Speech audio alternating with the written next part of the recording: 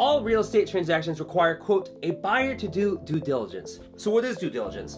Well, Webster says due diligence is reasonable steps taken by a person in order to satisfy a legal requirement, especially in buying or selling something. In layman's terms, it means when a buyer is considering purchasing a property, the burden is on them to know what they're getting themselves into.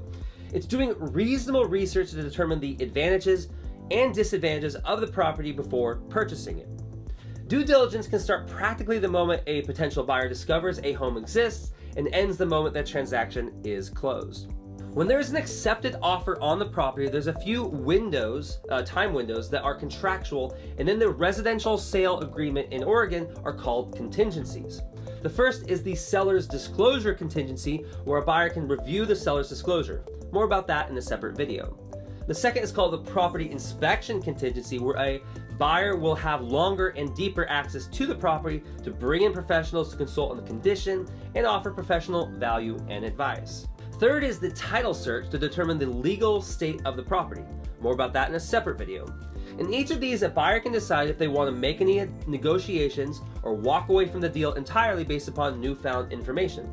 And they're called contingencies because a buyer can usually terminate the deal in these timeframes and get 100% of their money back. There are many horror stories of clients not doing sufficient due diligence, like buying a property in hopes of turning it into a vacation rental, only to find out that the local regulations will make it illegal, inconvenient, or cost prohibitive.